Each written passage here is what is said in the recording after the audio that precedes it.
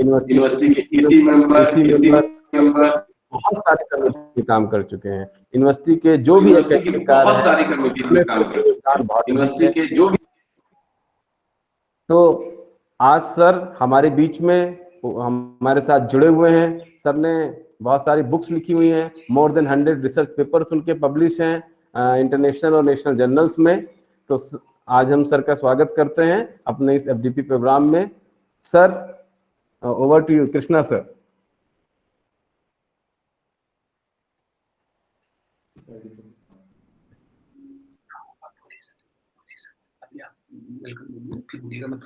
Good afternoon to one and all present here. First, I would like to thank Professor Rakesh Singh, Director of the Faculty Development Program, who has invited me and given me an opportunity to interact with all of you. I also congratulate the entire team, apart from Professor Rakesh Singh, Director of the program. The team consisting Dr. Lalit Kumar Mishra, Dr. Devendra Singh, and Dr. Prashant. The topic that has been given to me for interaction, that is plagiarism and academic integrity, which is quite relevant at the present time, because all of us are, either the students, the faculty members, even the senior professors are always engaged in any kind of research work, either writing research paper, dissertation, guiding PhD, as well as term papers at different levels. That's why my focus will be on plagiarism and academic integrity.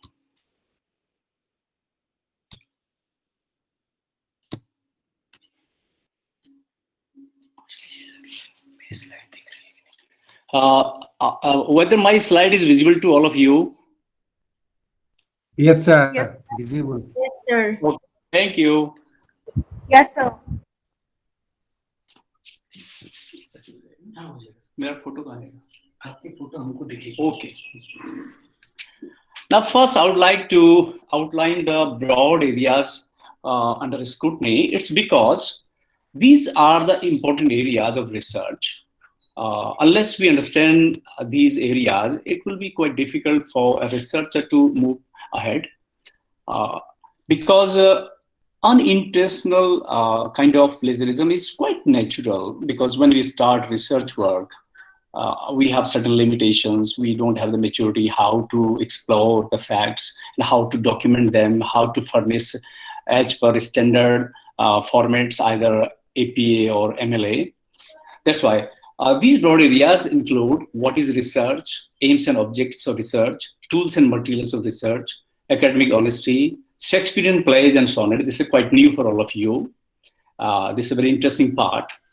Plagiarism, academic dishonesty or a crime, kinds of plagiarism, what to cite or credit or what not to cite, why to cite, why is it important, credit sources from all formats of media, how to avoid plagiarism, do's before starting a research work, preparing a research diary or note-taking system, why we plagiarize, anti-plagiarism policies, and plagiarism testing tools and softwares, as well as their limitations. These are the broad areas I would like to sum up so that we can understand what is plagiarism, what is academic integrity, and how these broad areas exactly tempt the young scholars to go for unintentional plagiarism.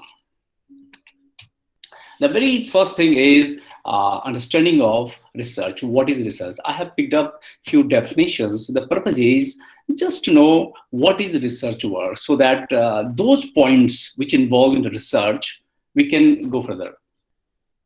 New Standard Encyclopedia defines research that it is a systematic investigation for the purpose of gaining new knowledge. Oxford English Dictionary, again on the same line, that research is a search or investigation directed to the discovery of some facts by careful consideration or study of a subject, a course of critical or scientific inquiry.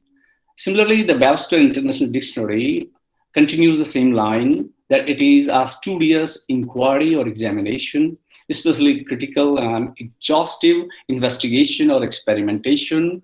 And it has the aim, that is discovery of new facts and their correct information, the revision of accepted conclusions, theories, or laws in the light of newly discovered facts, or the practical application of such new or revised conclusions, theories of the law.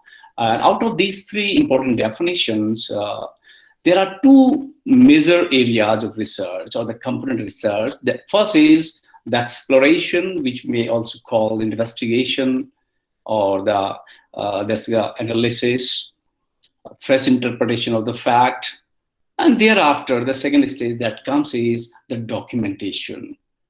Documentation or the communication, whatever we have investigated, what is or what are our findings, data analysis, the result, the outcome, they have to be documented in a proper way, because our entire research should be user-friendly. Our MLA as well as APA, they are working continuously every year that our presentation, that means our documentation, our thesis, dissertation, all they are the academic reports. This should be documented in such a way that the users can access very easily and get the point what we want to share.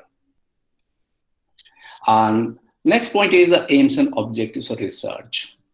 First is the advancement of knowledge, because our research is an exploration of the fact or the invention or the discovery of the facts, fresh interpretation, or new analysis or fresh perspective on the topic that is already either known or unknown. The first objective of research is advancement of knowledge. Our research should be helpful to advance the knowledge of a domain of the subject that we are concerned. If we are honest in our research, it's quite natural. We will add a new kind of knowledge, new perspectives. Second is broadening the mind and shaping the critical insight of the researcher, creation of a genuine and intelligent interest in literature, inculcation of the sense that researcher is a member of a collaborative community, assimilation of the past and present. This when we come to this point, we go for a review of literature. That means what we are studying right now, what is the source material available to us, and what has already been written on the topic. We try to make the fusion of past and present, because in research the most important thing is that is to be investigated is our original argument, our point of view, our title, our proposition, our topic. These are the different words we use for or the research problem. With the help of secondary sources, we try to review and endorse what we are trying to establish. The discovery of the new facts or the fresh interpretation or the analysis of the known facts. For example, Ptolemy's theory that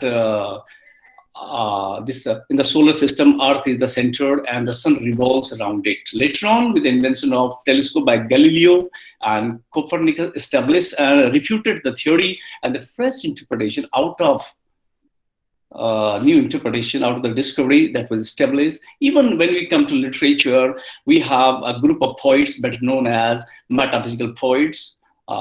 They were quite unknown to the modern readers. It was T.S. Eliot's very famous critical essay entitled Metaphysical Poets. A new light was thrown on the important poetical qualities of these poets, and he just explored one very important feature that's very significant to establish them as a modern poet, that is unification of sensibility. That he finds there is the fusion of sense and sound, very artistic fusion of sense and sound in the poetry. This was a quite fresh interpretation about the facts related to the metaphysical poets, and they were established very important poets in the modern time. This exactly is the objective of research. And third, next part is the materials and tools of research.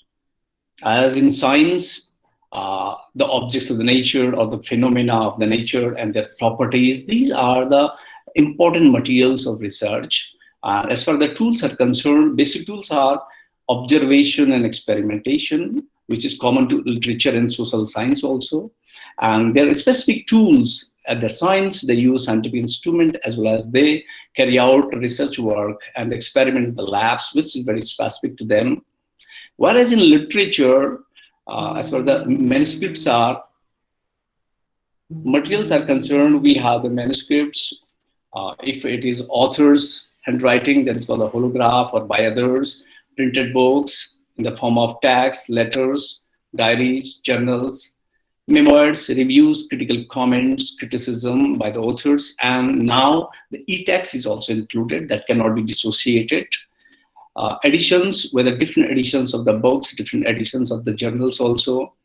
At the time of Shakespeare, also in the 16th century, we have the different good and the bad, or better say, pirated and the standard editions of the writings known as good quartos, which were published by the company, and bad quartos published by the, or they were the pirated editions.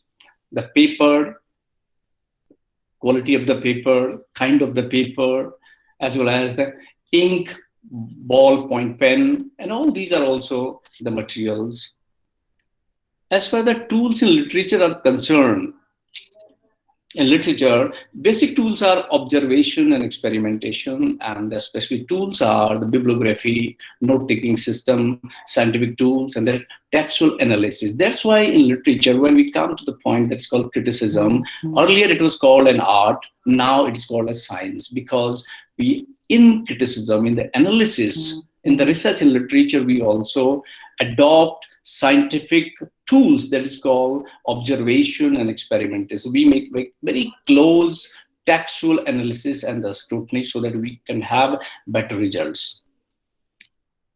Now, the most important point that is focal for our discussion is academic honesty and integrity. That is the important areas are honesty, trust, fairness, respect, and responsibility. Unless we are honest and sincere in our study, in our research work, the results can never be fruitful.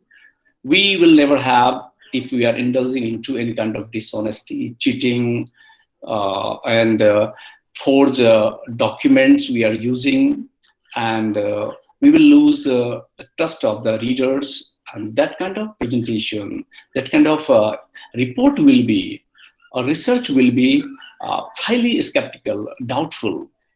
And if there is no fairness, respect for what has already been written, other scholars, how they have commented, how they have investigated the topic that we have undertaken right now, as well as we must have the responsibility towards the academia, towards the society, towards the job that we have undertaken. For example, here it is a research work. We have to conduct research work very honestly, with full trust, fairly, in a very objective manner, respecting the earlier research, as well as a great responsibility towards the profession that we have already taken.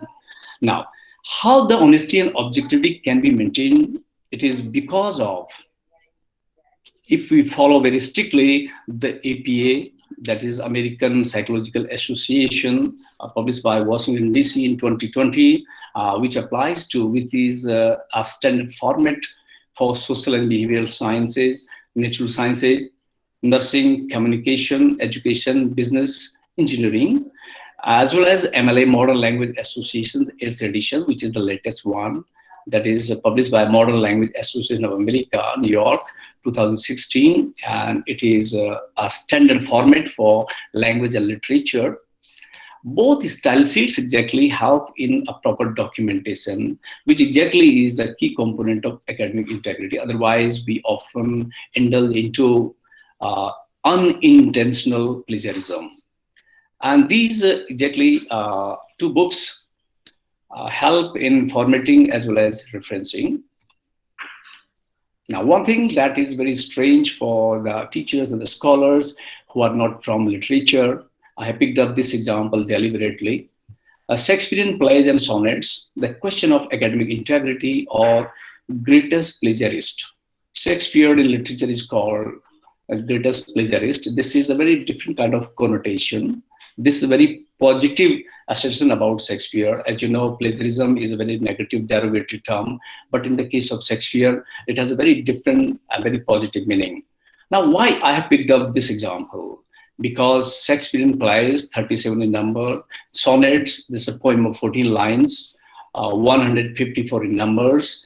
They are very much built upon, constructed upon the sources which have been borrowed from the myths, the legends, history, either the Roman or the British history, contemporary events, political ideology, either colonialism, imperialism, or theory of tragedy, comedy, pastoral romance, catharsis, Oedipal instinct, and many more, which were already in practice.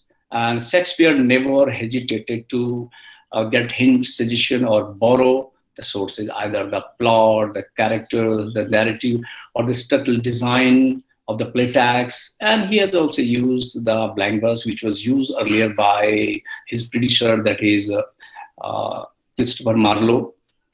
And the second is the sonnet. Sonnet exactly is a short poem of 14 lines, and the tradition of sonnet writing started in Italy. It was Fra Vittorio di Arezzo and Petrarch. And this short subjective poem has very specific features. For example, it was a poem of 14 lines. These 14 lines were divided into 8 and the 6th line. 8th line, that was called octave, and the rest of the 6 lines, they were called sestate. The purpose of this division was to present two antithetical point of views of a single idea. And thereafter, they have a very specific rhyming scheme known as ABBA, ABBA. In the sestate, rhyming scheme was CDE, CDE, or slightly variations were introduced later on. And the theme was love. But in England, exactly, it was wit and story before Shakespeare. This kind of poetry, sonnet, was introduced, and structural design was entirely changed by wit and story. That was having no octave, no sestate. 14 lines were there, but they introduced 3 quatrains, means each quatrain consisting a stanza of 4 lines, 4 into 3, 12 lines, and the last one, that was 2 lines, they were used as concluding couplet. Means there was no division of octave and sestive, and there was no antithetical point of views presented in octave and sestive. Rather, there was a continuous evolution of thought from the very first quatrain up to the concluding couplet. That means 3 quatrains, a concluding couplet. There are 4 stages are there to develop a thought. First, that was in the form of proposition, then elaboration, thereafter in the third, exemplification. The fourth one was conclusion or summing up the whole. Even the rhyming scheme that was changed. It was not ABBA, rather ABAB, CD, EF, GG. What I'm trying to say is Shakespeare borrowed the structural design that was introduced by wit and study. Shakespeare was not an innovator of this structural design, but he freely used, and later the critics called it Shakespearean. Now the question is, well, Shakespeare has so freely borrowed the plots, the characters, narrative design for the play tags, as well as the structure of the sonnets, rhyming scheme and all, whether he should be called a plagiarist. That question is very crucial and debatable also. Now, I say no, he was neither a plagiarist nor even he indulged into an unintentional plagiarism, because he used widely known facts from the myths, legends, history, or popular events. They were free from any kind of copyright or the patenting or the intellectual property. Number 2, sources already in public domain. He used established theories, and he also knew very well what he has borrowed and what he is going to create out of the borrowing. And he never claimed originality or ownership. All his borrowings were like dry bones, but he infused life with a touch of imagination, creating something new like a compound. It is not like a chemical mixture or mechanical mixture, but like a compound. Means out of the borrowed material, he created something new and original, though he never claimed for originality and all these. Both the plays and the sonnets are full of Shakespearean sensibility. That is the most important contribution of Shakespeare. That's why he, in the modern sense, is not called, the plagiarist. Though his own play tags, they have been pirated and sold in the market at his own time. And the pirate editions, they were called bad quartos, and good editions, they were called the good quartos. Next point is plagiarism, academic dishonesty or crime. Whether it is a dishonesty, whether it is merely an ethical or academic issue, or it is a serious crime or the offense. Briefly, first, the origin of the term plagiarism. This word plagiarism that originated from the Latin word plagiarias, that literally means kidnapping. To plagiarize means to commit literary theft and to present as new and original an idea or the product derived from an existing source. This is given by Merriam-Webster's Collegiate Dictionary.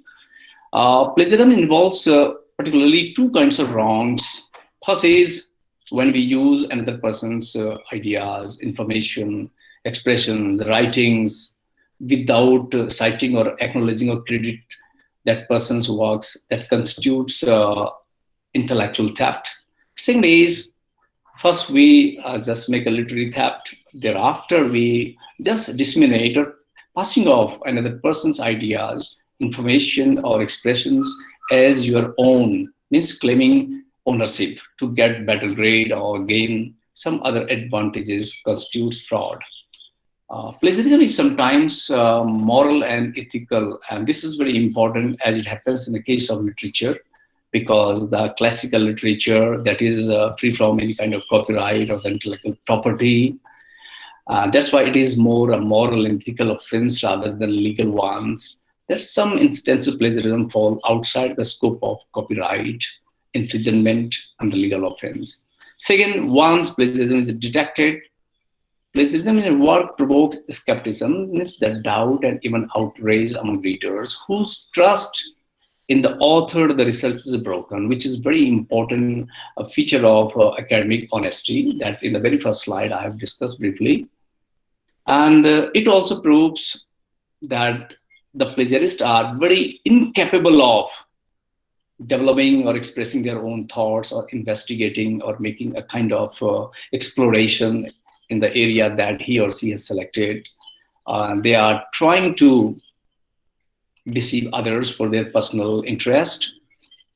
And plagiarism can be detected either it is applying to the licensed items or unlicensed products. For example, folk tales, folk narratives. Here we have the tribal area and we have the tribal literature in the form of folk songs, folk literature, folk tales, folk dances, group dances and all. They are in the oral forms and nobody can claim the ownership of that. But some of the researchers, they may claim because all these are free from any kind of licensing or patenting issues. That's why plagiarism is more an ethical rather than a legal issue. Kinds of plagiarism. There are three kinds of plagiarism. Intentional plagiarism, that we deliberately, out of our personal interest, when we don't have the capability to carry out research work, we have no interest, we are very much involved into cut and paste culture, obviously then we will go for the very first kind of plagiarism, that is intentional plagiarism, which is a very serious fraud and offense.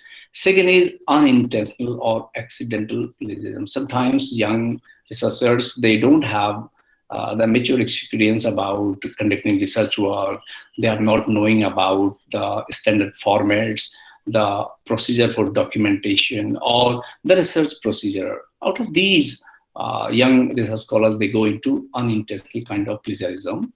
It is because of failing to document or cite properly. They are unfamiliar with the standard styles of documentation. There are two very important styles, MLA as well as APA.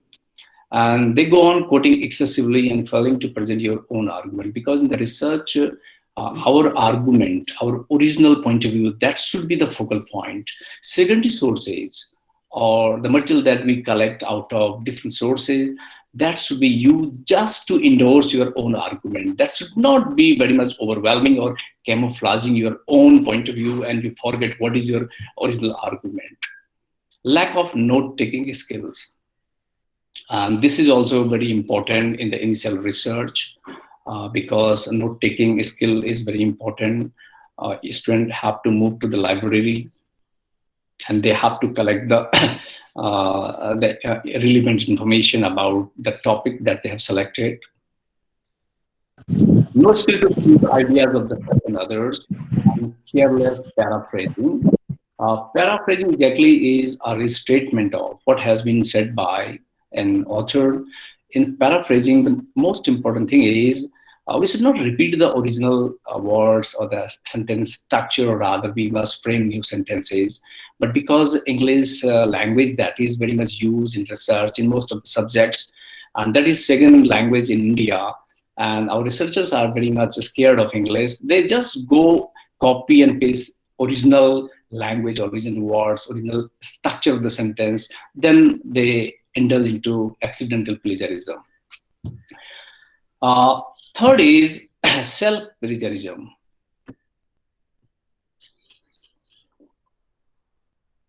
Now, this is a very debatable issue, and the recent notification from UGC has very clearly declared that self-plagiarism, or using our own publication the next time, either with proper citing or without citing, is a crime. Otherwise, there's a question of the copyright. We have the copyright, but we cannot use the same text, same work, same research work, or the thesis, the dissertation of the book, and to present it as a new one. That exactly is a very an act of self-plagiarism. Now, next point is what to cite or credit and what not to cite. The quotations means the original words, original statements, original findings, the original ideas, original statements, all they should be quoted, or all they should be quoted, as well as they should be referred in properly with the complete details of the publication, title, books, author's name, page numbers, and all. Second is paraphrases. Paraphrase exactly is a restatement of the original. In paraphrase exactly, the original lines, original words of the author, this should be transformed into our own statements, and this should also be properly cited. And the summaries, as well as the ideas and the reasoning, fresh analysis, fresh interpretations, inferences, conclusions, and the theories that we are quoting, we are using in our research work, they should be properly credited and acknowledged. Another point is what not to cite. Common knowledge. I have already given the example of William Shakespeare, and in the myths, the legends, and the history, there were certain stories, certain facts about the myths. They were widely known, and they were having in the minds of the people in ancient time, in the modern time, the contemporary also. That's why whenever we have the common knowledge or widely known facts, the established theories, or certain facts which are very much accustomed to or familiar with the readers, no need to cite them. Why to cite? Why it is important? All the sources that we use in our research, this should be properly credited or acknowledged. While writing a project or the thesis or the dissertation, it's because it allows our instructor, the advisor, supervisor, the teacher, the mentor to check your work, whether it is a product of your honest and the sincere work, or simply you are copying and pasting it, or you are indulging into kind of plagiarism, or see which sources of information you have used. All kinds of sources. You are free to use all kinds of sources, whether it is from the print work, the printed books, or the e-books, web materials, or the multimedia materials, but you have to acknowledge them properly. Ensure you haven't just made up of the information. Collection of the information that may be quite important in the initial stage. Later on, when we indulge into serious kind of research work, then the stage comes when we have to moderate the facts. The amalgamation, the collection of the facts, too much facts, definitely sometimes confuses the young researchers. That's why we have to go for moderation, inclusion and exclusion. We include in our diary, in our initial preparation, only those facts which are relevant to your topic, and we cut down which are not relevant to our research work. That's why we have to see whether this is merely a collection of the information or the data or the facts. This also allows referees, reviewers, examiners to verify the content that you have submitted. It also helps to overcome the problem of unintentional plagiarism. That's why we have to develop to code the sources properly. Now, next is what kind of sources you must credit. For the print, in which we have the books and the articles, second the electronic versions, e-journal articles, web materials, even on which are on the free web pages. But we must note down the date of access. That is useful because our online material goes on modifying. Whenever a new researcher comes and tries to consult your research work, and you have given the complete URL, and later on when we access the same URL and we find that that data is now deleted or modified, now the question, the doubt may be raised. That's why the date of access, if you note down, that will be quite useful.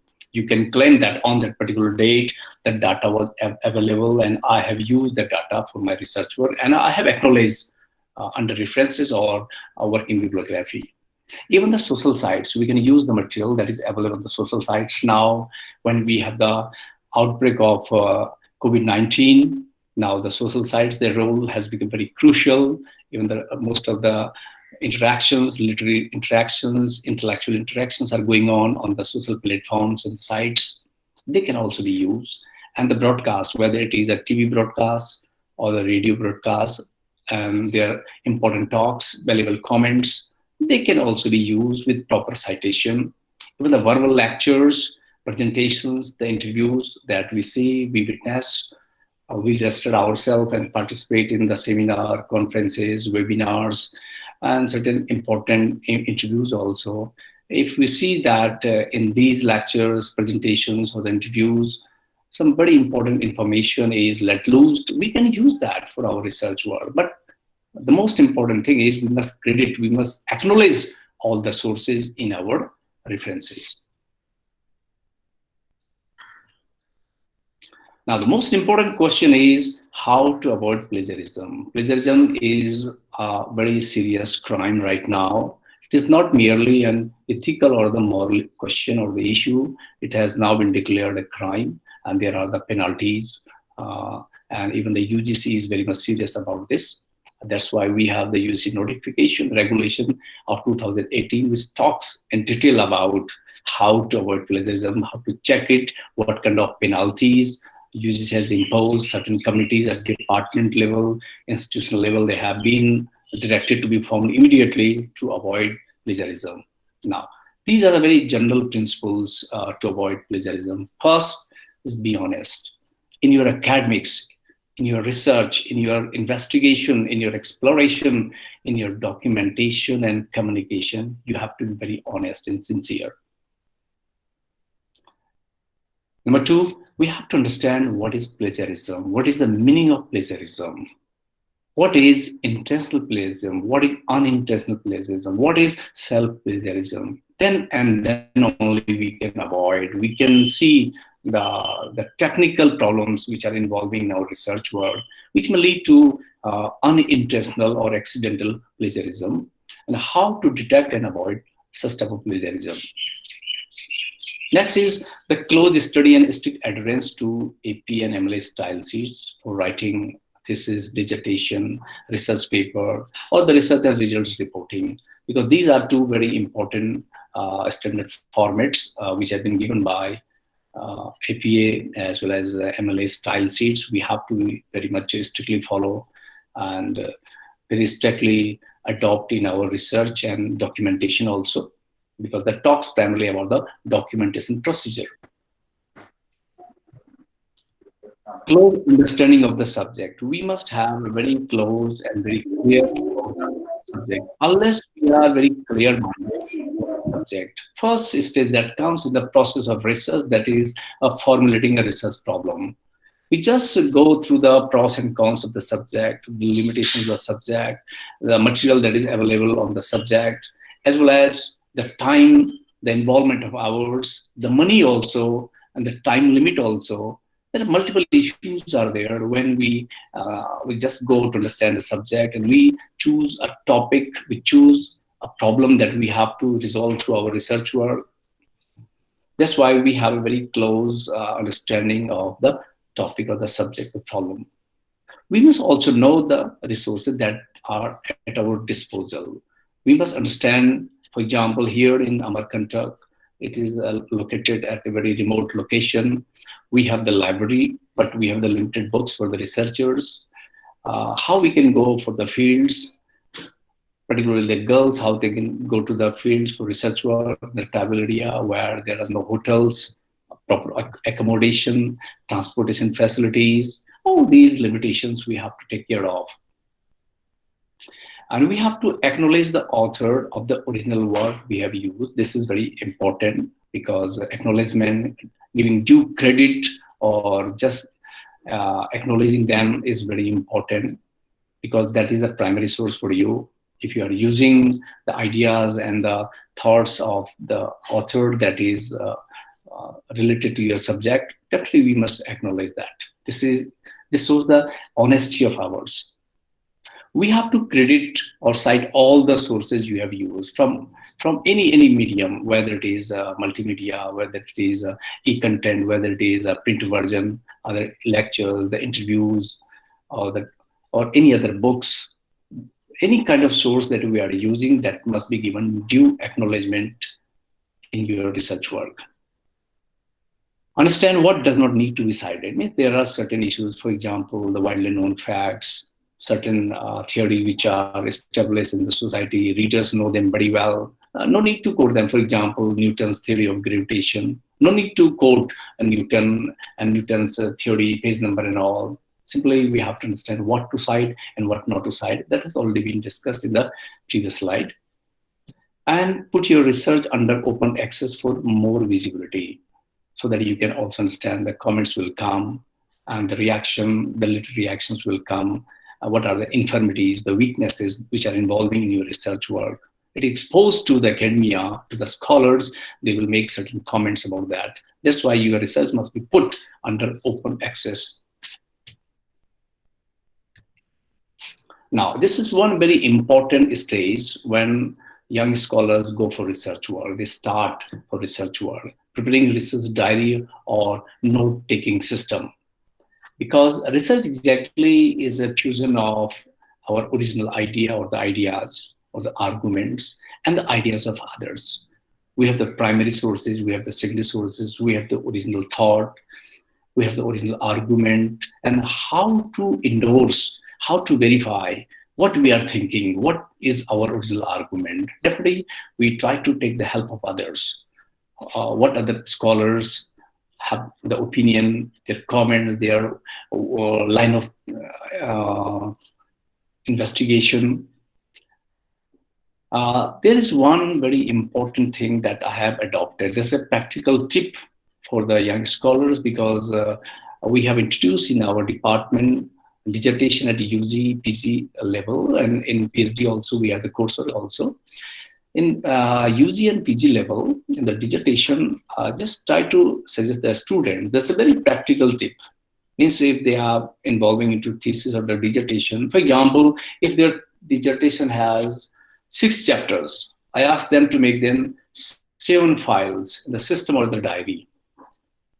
Each chapter will be included under 1 file, and the 7th that will be meant for working bibliography, that will be converted later on into references or the works cited. And they will go on collecting relevant information in any format from all kinds of sources according to the chapter, and they will note down in a particular file. For example, in the first chapter, that is introduction. In the introduction, what he or she has to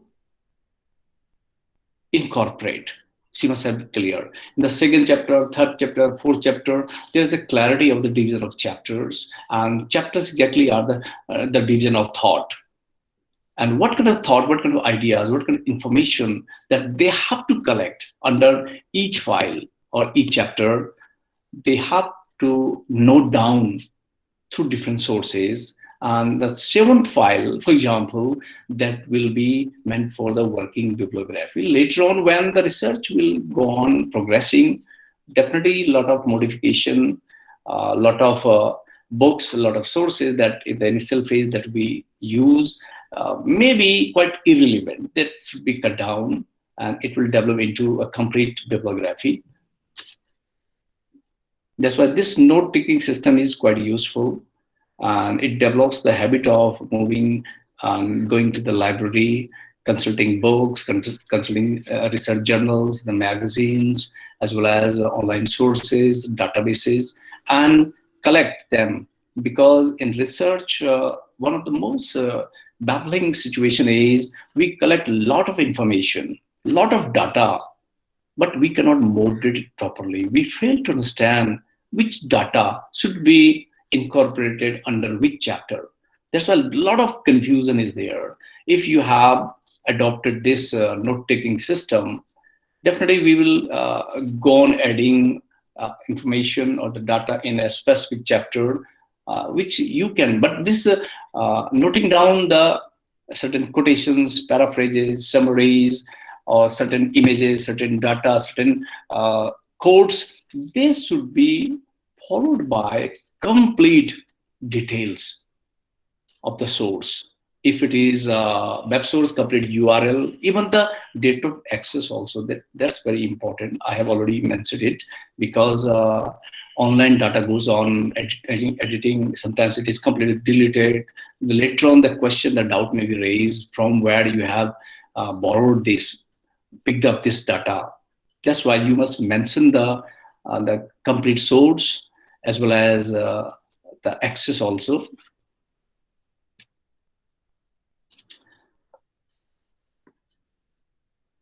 Anti-plagiarism policies. These are some very important legal issues exactly. I have already told you that plagiarism exactly is more a moral and ethical issue, because even today there are certain kind of subjects where the content is not covered under any licensed product or copyright or the intellectual property or the patenting, and we, the researchers, are quite free to use the way they like. Anyway, we have in India certain anti-plagiarism policies are there. Recently, UGC regulation that is known as Prevention of Academic Integrity and Prevention of Plagiarism in Higher Education Institution, regulations 2018, that exactly elaborates the complete, the preamble, the objectives, the functions, and the way how to curb this practice of plagiarism and all. I just picked up here the important points which are meant for plagiarism. And this regulation applies to the students, the faculty members, the researchers, and the staff, teaching as well as even non-teaching also, of all higher education institutions in the country. Academic integrity, even in this regulation 2018, academic integrity has been defined, quote, intellectual honesty in proposing, performing, and reporting any activity which leads to the creation of intellectual property. Because in the question comes, as we know very well, up to PG class, in other papers, we have the short answer and long answer questions. We are using quotations from different writers, the critics and the scholars, but there was no any question of the citing those sources, because we never claim ownership. We never say that this is my intellectual property, this is my original contribution. In UG/PG classes, in those papers, long and short answer questions, we very frequently use it. But when the question of the ownership comes, if you are writing a research paper, that is your intellectual property. If you're writing a dissertation or the MPhil or the PhD or the dissertation or any kind of other research article, that is your intellectual property. That means you are the owner of that. If anybody, without your permission, without proper citing to a limited range, is using, that is a crime. That is not only the moral or the ethical issue, it is a crime. That's why it has been defined very clearly by the UGC regulation 2018. And It also recommends very strongly that the formation of departmental academic integrity panel that will be constituted at the department level, and there is a composition of this panel where the head of the department will be the chairman, some external experts will also be inducted. At the department level, any kind of complaint regarding plagiarism comes, that it will be investigated at this level. And the second stage, that is the higher level, is institutional academic integrity panel. And vice chancellor or the nominee of the vice chancellor will be the chairperson, and external experts as well as other members, they will be inducted into this kind of institutional panel. And purpose of this panel is to check and investigate the cases of plagiarism, and just go and to investigate the appeals submitted by the department level institution. Now, the objective of this regulation is to create awareness about responsible conduct of research, means to avoid any kind of dishonesty in academic research, and to introduce, because UGC is having the mandate to maintain the high standard and quality in research also.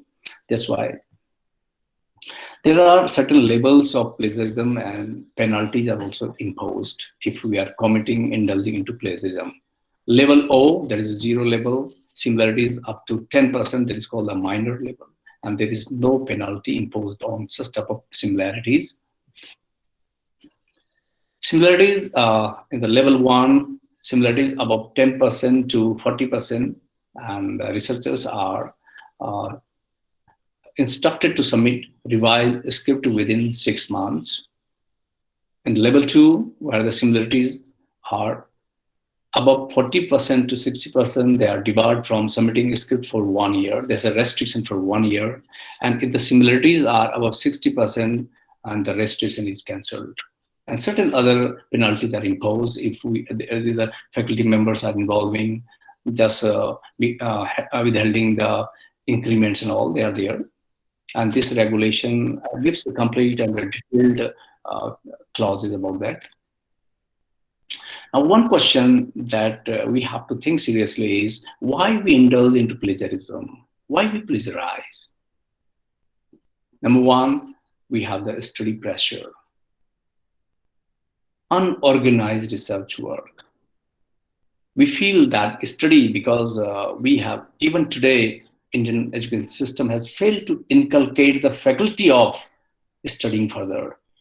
When our master's program is over, almost we think that the entire thing is over. And after some time, we forget whatever we have learned. Our system has not inculcated the faculty among the young aspirants to study further.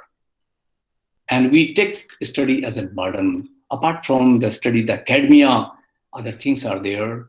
And out of this pressure, we think that this thing, that is a kind of research work, the dissertation, or the research article, thesis, all they must be completed anyhow. And secondly is unorganized research work. It is because of, as in the very second slide, we have mentioned that we do not have the honesty, we don't have the trust, we don't have the research planning, the entire procedure, constructing hypotheses, study design, and following the documentation procedure given by either MLA or APA. Then in this way, when unorganized research work is there, then we will go on plagiarizing. And poor study habit, that's very common to most of us. And the most serious problem is now cut and paste culture. This is the easiest way to cut. They needs to borrow a material from any source and paste it immediately. And one thing we can do at the graduation level, when we have the quite young students who are just entering into research work, which we have adopted in our department, whatever they collect from any source, we instruct them to write in their own handwriting. At least they study and they pick up some relevant material, they note down in their own handwriting. Later on, when the instructor goes through the content, finds it is properly documented in the handwriting. Later on, they may go for typing a script or some other forms. We must check this cut and paste culture. And the role of the instructor is very important here, just to check the students, the researchers, that they should not go for this kind of practice. Another point that is creating problem is English as a second language in many countries, particularly in India. And English is a second language, and most of the standard books and the research material, the sources, they are available in English language. And that creates a big problem. The barrier, our researchers cannot access the content because of this barrier of the second language. And what they do, they go on paraphrasing in a very haphazard way. They cannot paraphrase. They cannot present a restatement of the original. Rather, they copy the original lines, original structure, original words, the idea. They do not make any kind of change and modification. Lack of understanding seriousness of plagiarism means we are not very much concerned about plagiarism. Rather, we take it in a very cursory way. And the student, even the research scholars, they just shift their problem, this kind of plagiarism, to their supervisors. And to the supervisor who is all the time engaged just to find out the technical flaws in the documentation, the presentation, even as far as the investigation and the results of the investigation or the exploration is concerned, the findings of the field study is concerned, analysis of the data is concerned, and verifying the hypothesis or testing the tools is concerned. It is entirely the problem of the supervisor. The students are not properly trained to go through all these important procedures and the tools and the techniques, which are very essential. And once we understand the seriousness of the plagiarism or the entire procedure, all these technical things as well as tools and the materials of research, we can be free from plagiarism, at least to the minimal level. Next point is that also contributes in the process of plagiarism, lack of strict academic discipline. Strict academic discipline. That means we are not trained very properly, very adequately about the academic research, the procedure, the study material, the study design, constructing a hypothesis, report writing, presenting a proposal, the language, the way we have to cite, referencing style, and all these things, and the moderation procedure, and just fusing the original arguments with the arguments, the opinions, and the comments of others. And we are also motivate our students for review of literature, because that also helps whether we are whatever is our point of view is verified, whether that is very much endorsed. Careless attitude. Researchers, when they have no seriousness about the research, they have no interest, they have no passion for research, because that is a very important ingredient of research. We must have a deep interest in our research. So that's why whenever a topic or a problem is selected for research, we must give full liberty to the researchers. If we are imposing a topic, because definitely research scholar, the researcher will have no interest in that topic, but it is a supervisor who is imposing. He will not carry out research work in a very passionate way. He will become very much having no interest in that topic, in that research area.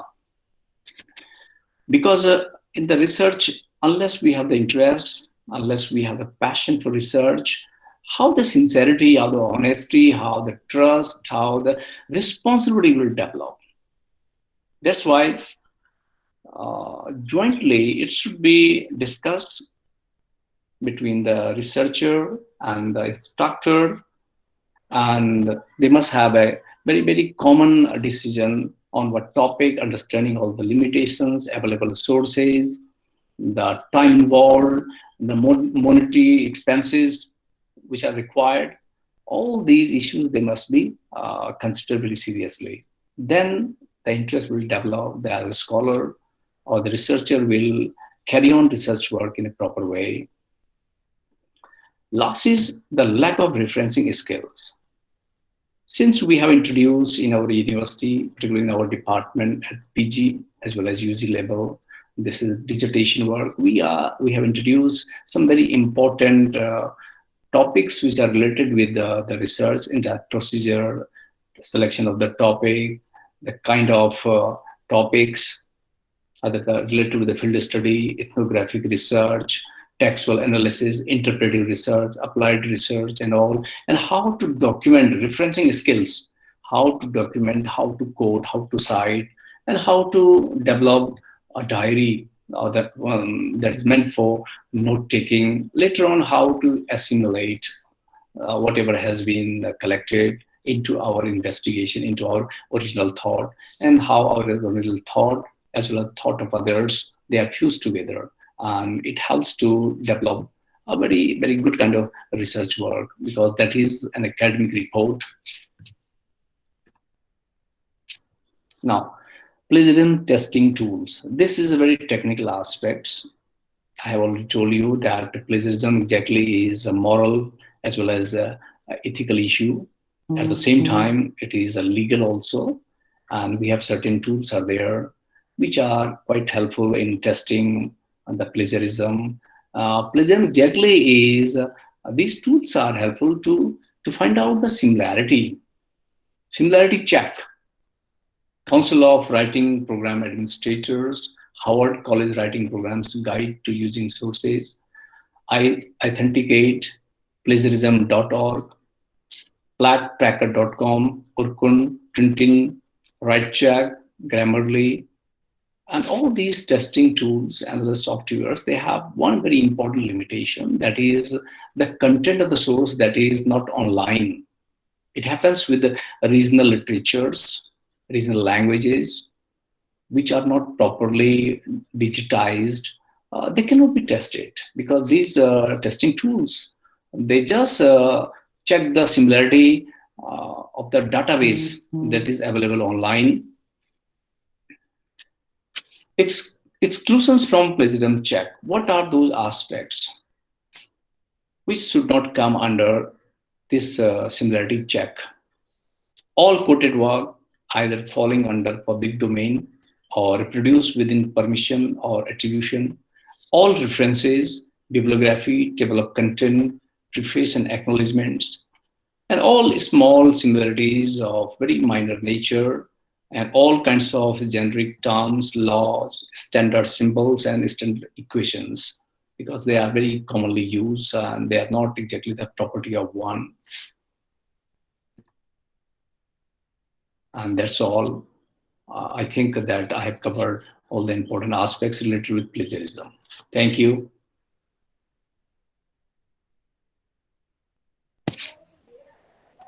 Thank you so much, sir, for nice presentation. और sir जितनी अच्छी English बोलते हैं उतनी अच्छी हिंदी भी बोलते हैं, तो आप क्वेश्चन पूछ सकते हैं इवन इंग्लिश में, और अगर चाहे हिंदी में भी सर आंसर करेंगे। अगर आप हिंदी में भी क्वेश्चन पूछेंगे तो कोई प्रॉब्लम नहीं है। तो अगर आपके पास प्लेगरिज्म और इससे संबंधित इश्यू में कोई क्वेश्चन हो तो आप पूछ सकते हैं।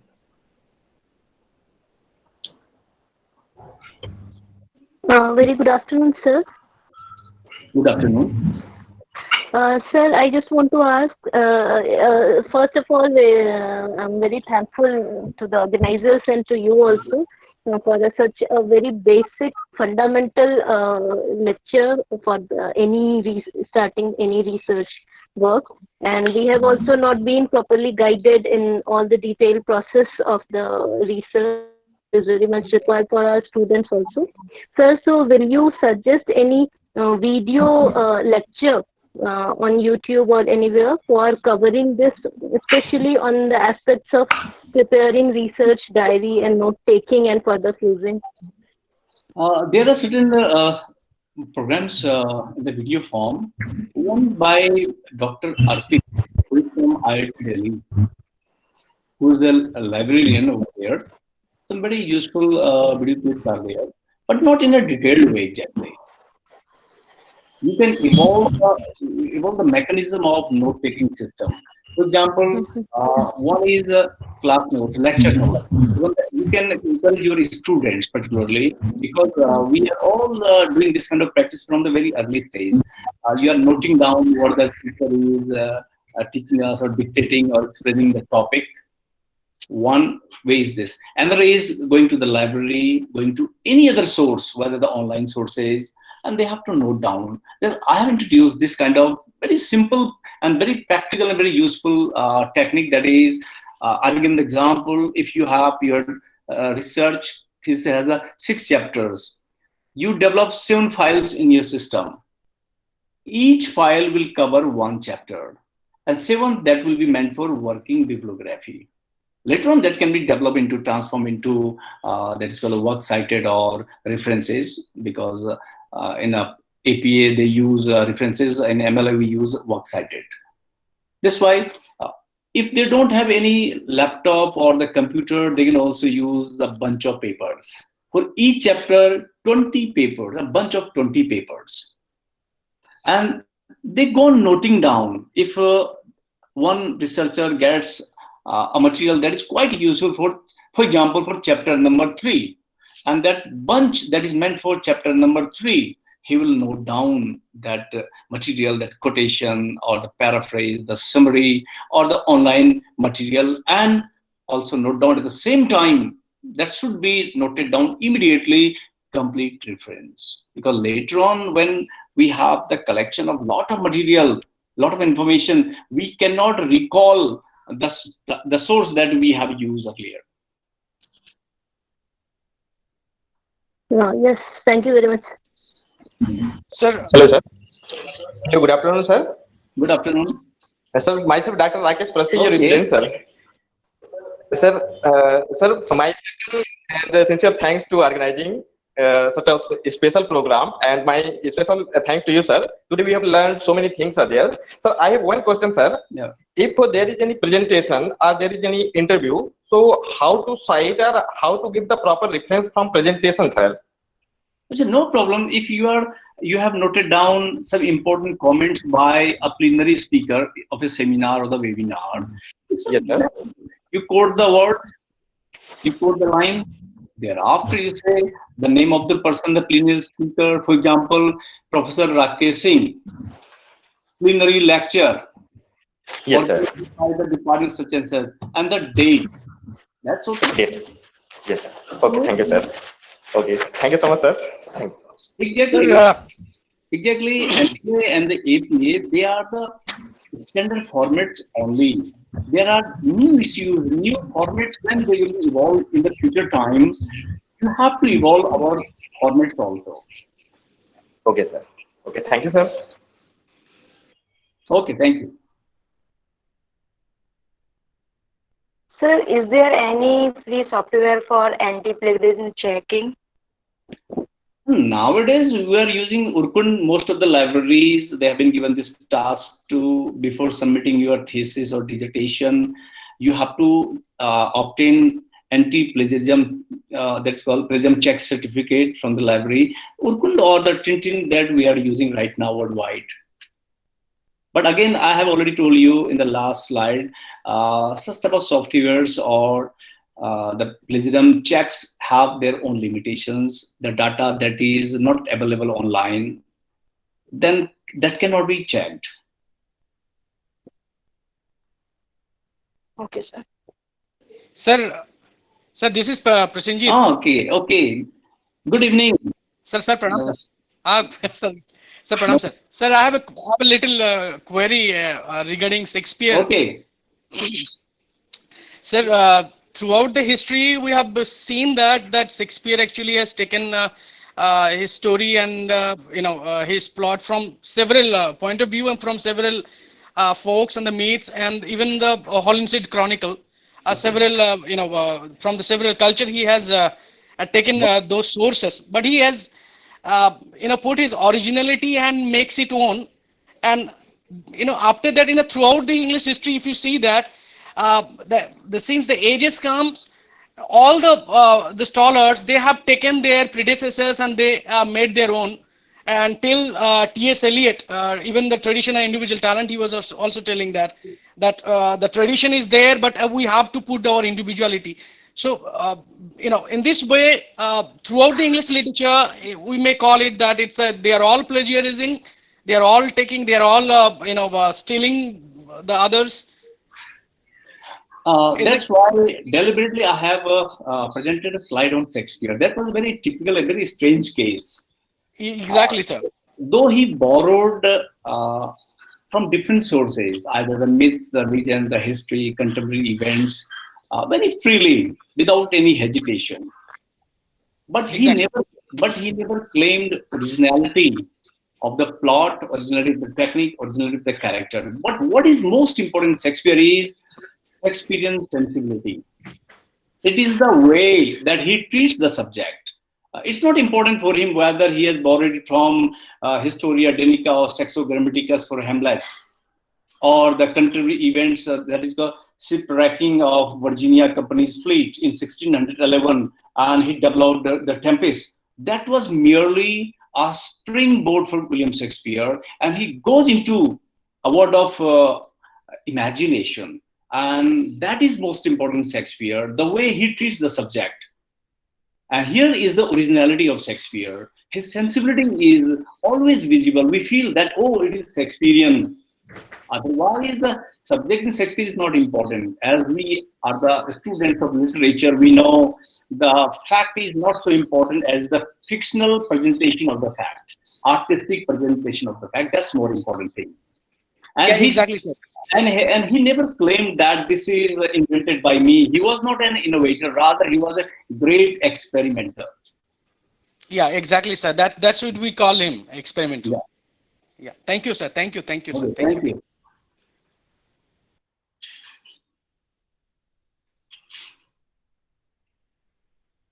विद्यासागर जी, आप अपना क्वेश्चन पूछ सकते हैं, डॉक्टर विद्यासागर.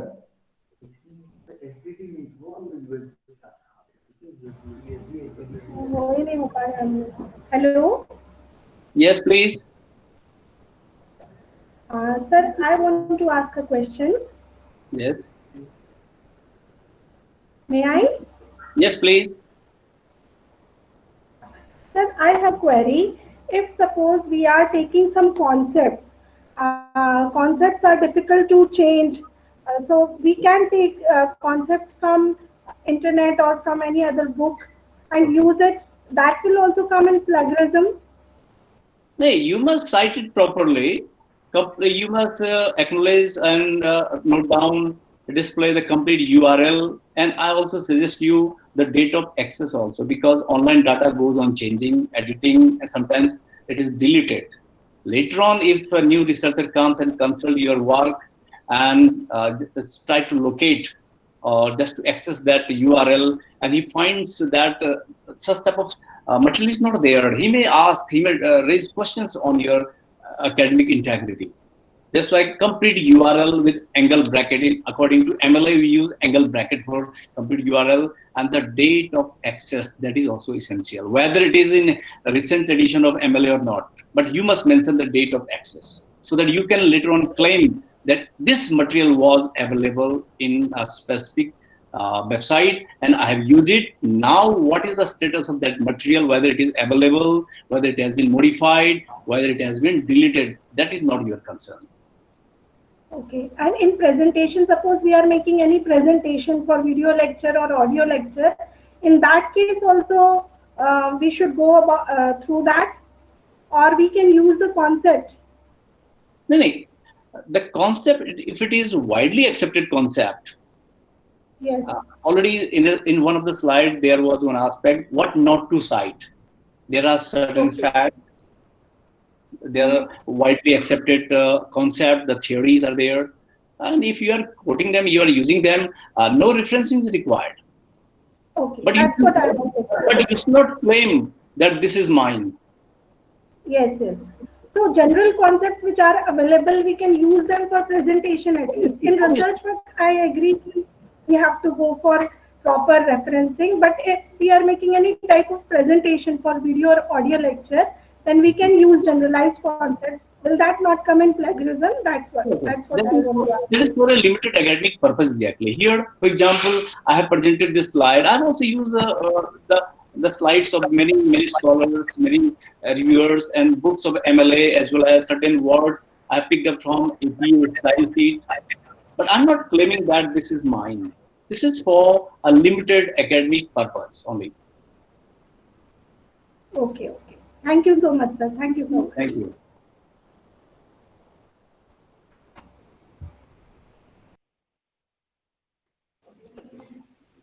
सर इस बहुत बढ़िया लेक्चर के लिए और बहुत सारे क्वेश्चंस को आंसर करने के लिए आपका बहुत बहुत धन्यवाद।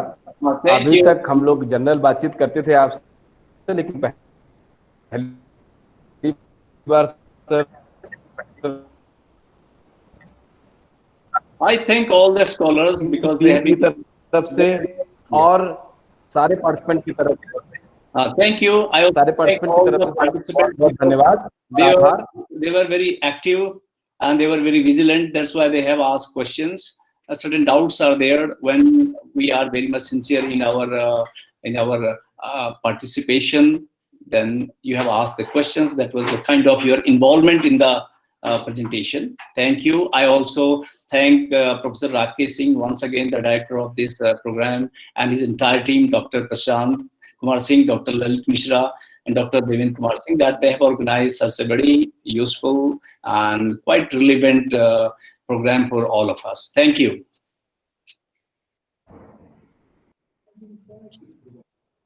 Thank you. Thank you, sir. Thank you, sir. Thank you.